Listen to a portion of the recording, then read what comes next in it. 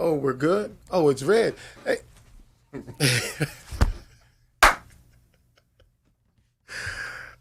Okay, ladies and gentlemen, welcome back. Thank you guys for staying with us. Thank you for staying with us, and we apologize for the technical difficulties. It seems like everybody's home and everybody's on the internet, so we went out. So there was a power outage. So we're back, and welcome back to the greatest show on this side of greatness. And of course, thank you for holding on with us. We definitely appreciate it. Well, we left off with Dr. Champion. Talking about some of the benefits of just, being a mentor, just being that mentor. So we want to pick back up in that space. Benefits to the mentor. Build your leadership skills. So we can talk about some of those benefits of a mentor and how it build like your leadership skills, because everybody is not the same.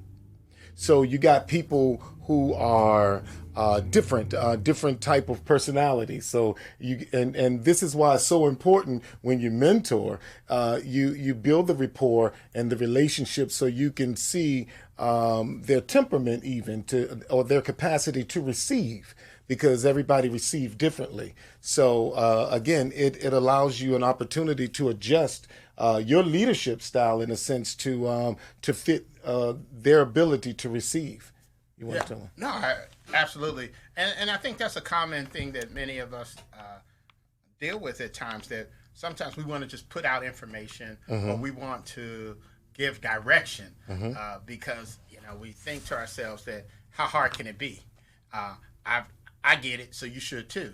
And but in mentoring, and you start in those relationships that you develop, you do begin to understand how people translate what you say. So you That's start important. Exploring different methods of getting your message across.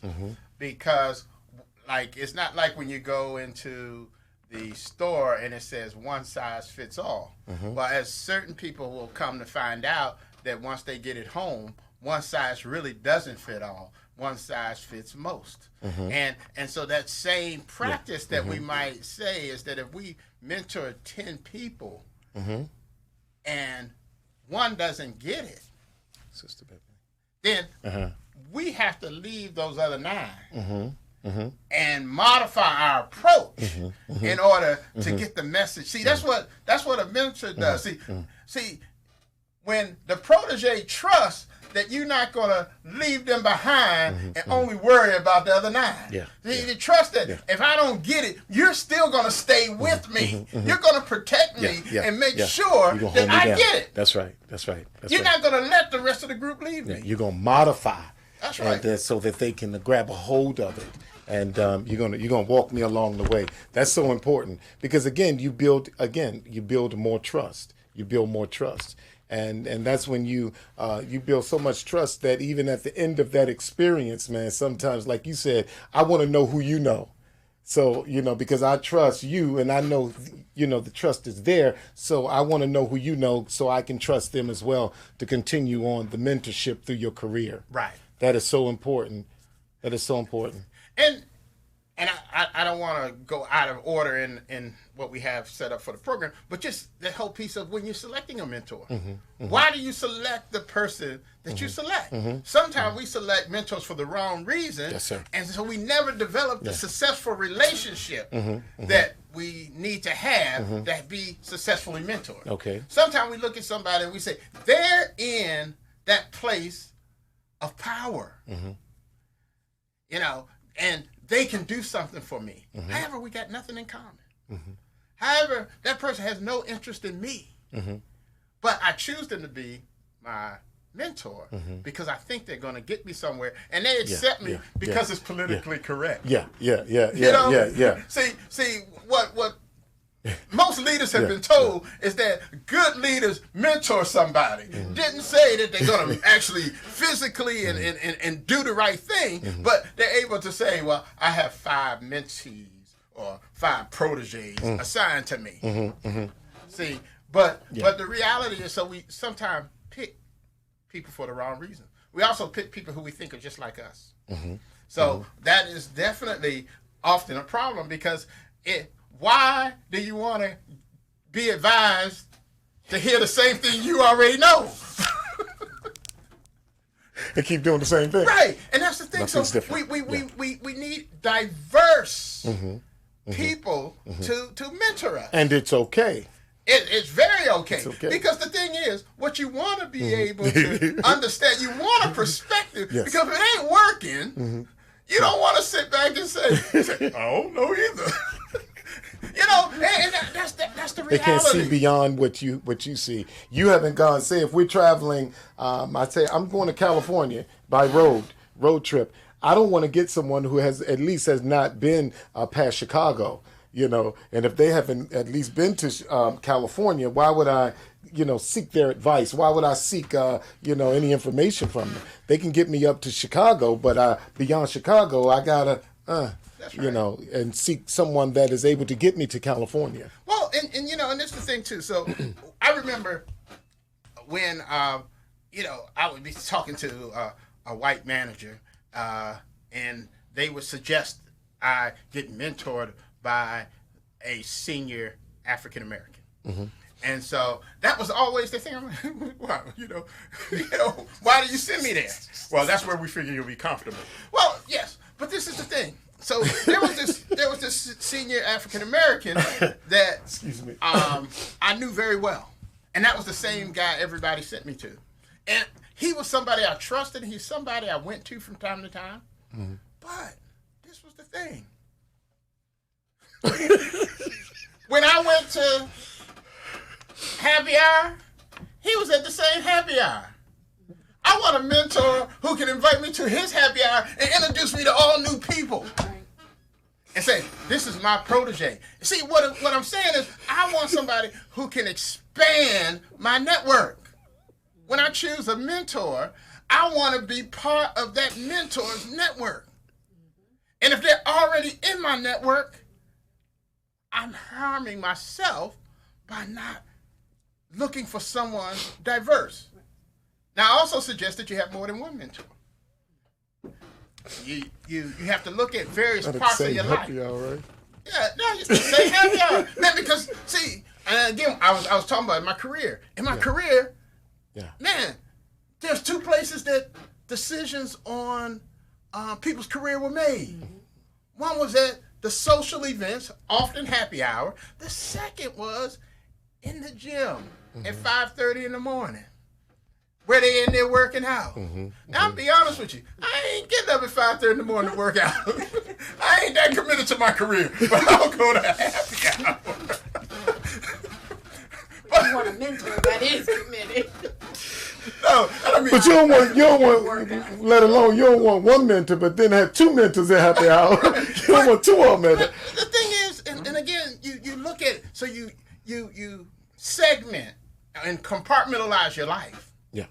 And get those mentors that can help you through that particular piece. Because every mentor, I mean, some people can help you through your career. Had 17 wives. Now, do you want to go to him for marital advice? No, because he's probably the same one going to be a happy hour. Yeah, don't go happy hour. But understand what I'm saying. There's you compartmentalize your life. So oftentimes African Americans want African American mentors. Women want women mentors because while it's true, I want to understand what you went through to get your career. People will also give you a different perspective. Yes. I was mentoring a young woman who came into. I shouldn't say that. I was told that's not a nice thing to say. I was mentoring a female, and female protege. Yes, she was, and she came in and she was having a problem with a African American woman in her office, and the two of them were fighting. And she came to me because she gone to her manager. Her manager wouldn't do anything about it, and so she couldn't get it. She was like, and I said to her, unfortunately, I'm gonna give you a male perspective. They don't think it's a work issue. they think it's a black woman issue, and this white man ain't gonna touch it. So until you decide that you and this young lady gonna work it out, it ain't getting handled. If you're looking for your manager to deal with it, it ain't gonna happen. Okay? Yeah. She needed a male perspective. And the two of them went to lunch and they had a talk and things, worked out. But they were looking for something. And so sometimes, and I'm not saying a female wouldn't give them that same perspective, because she might be still getting the same treatment from the old boy network that they are. Absolutely. And sometimes you sit in a room and you hear comments that men make about women that make you recognize what they're thinking. But women won't ever hear that. As African Americans, we'll never hear what some people are saying about African Americans. So we need a mentor who's in that room. Yeah, absolutely. Who understands it. And have a perspective. Who can protect us when we're not there. See? Not just going to sit there and say, they were talking about you.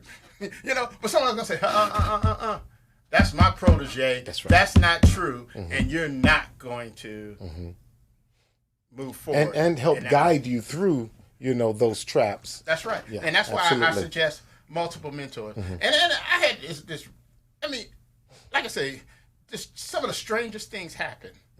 I had a mentor who was pretty good. I shouldn't say that. He was good. He was a good mentor, but we could only talk about certain things. And I had a situation. His wife worked there. Had a situation in my career where it involved his wife. And it was one of those things where I would like to go to my mentor and talk to my mentor about it. But I can't. Yes, it was his wife. It's got to do with his wife. And so I go to another mentor, and he and I are talking, and as I tell him the situation, he busts out laughing and says, "Ooh, you couldn't go to such and such with this one, could you?" And I'm like, And that's the reality. That's what. So sometimes, who do you go to when you got a problem that's too personal for your mentor? Yeah. So that's what sometimes you need multiple mentors. You need multiple people to mentor you through, so that you have this balanced relationship. And again, perspective, it matters. It makes a difference. Absolutely. Because, whose side do you think he was going to take? Yours or his wife that he got to go home and sleep next to? Right. And sometimes it's not, what? The bad thing about it wasn't even about her taking a side. It was just information he ain't need to know. It had to deal with a situation that, he ain't need to know. And you got to,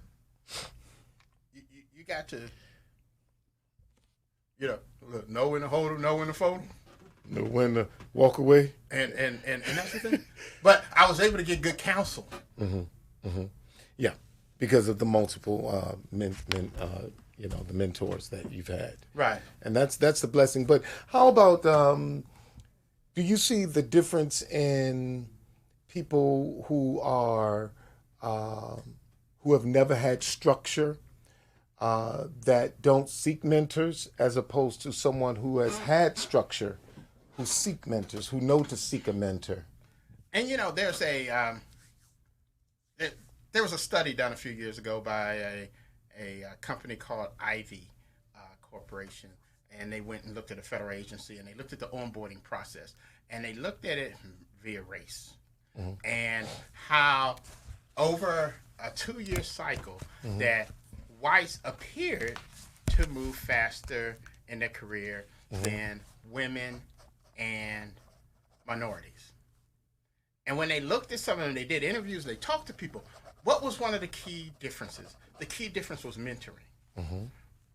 When white men came in, they were often approached by people, and people would say, "I want to be your mentor," just like the gentleman did me. He said to me, you don't have a mentor, I'm going to be your mentor. And he began to guide me and really changed my career. But these individuals have it almost day one when they walk in the door. And women and minorities that aren't getting the mentoring are behind them in the progressions of their careers.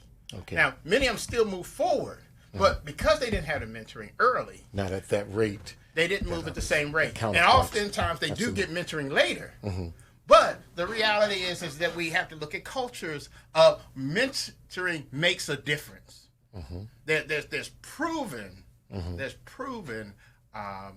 statistics that show that people who have been properly mentored develop faster in whatever part of their life they go. And I think sometimes we're not often taught to seek mentors. We are taught if you just get in there and you work hard, somebody will notice you working hard. Just keep your head down and keep moving. Keep grinding, keep That's going, right. keep going. You know what? You don't have to brag on yourself. You don't have to do this. Just work hard. And we do it. And we see some benefits of it, enough to make us think that we got it going on. But then we look across the hall and wonder why Jethro is dealing with things or getting in meetings and certain things that you never got in. Our